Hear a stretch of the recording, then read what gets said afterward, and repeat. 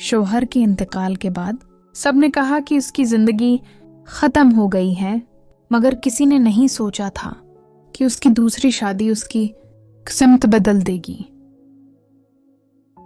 ज़ैनब की उम्र सिर्फ 32 साल थी जब उसके शौहर का अचानक इंतकाल हो गया।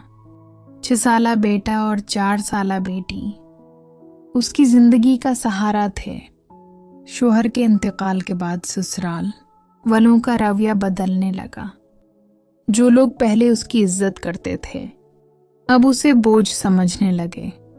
एक दिन उसकी सास ने साफ कह दिया, तुम अभी जवान हो, दूसरी शादी कर लो और अपनी जिंदगी संभालो।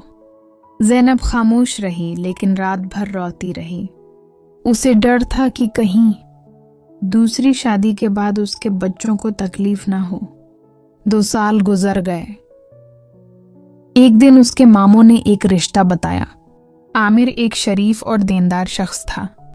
उसकी पहली बीवी चंद साल पहले वफात पा चुकी थी और उसकी कोई औलाद नहीं थी।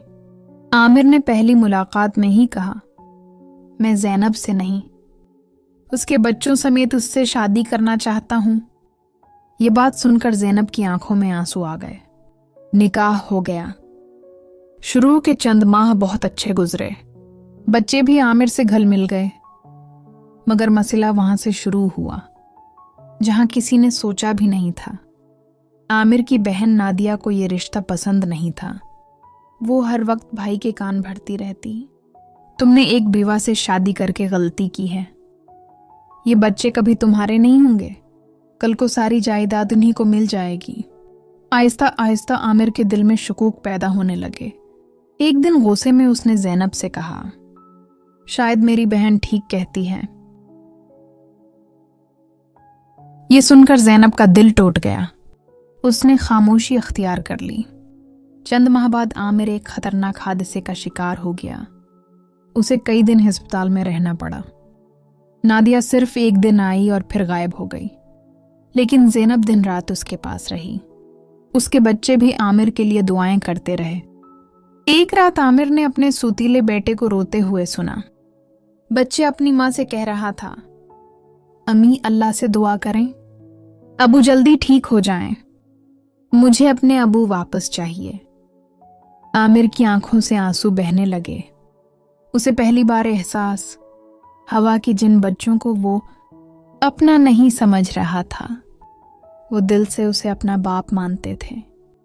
सेहतयाब होने के बाद उसने सबसे पहले ज़ैनब से माफ़ी मांगी और अपनी बहन से कहा, जिस औरत ने मुश्किल वक्त में मेरा साथ दिया वही मेरी असल जिंदगी है।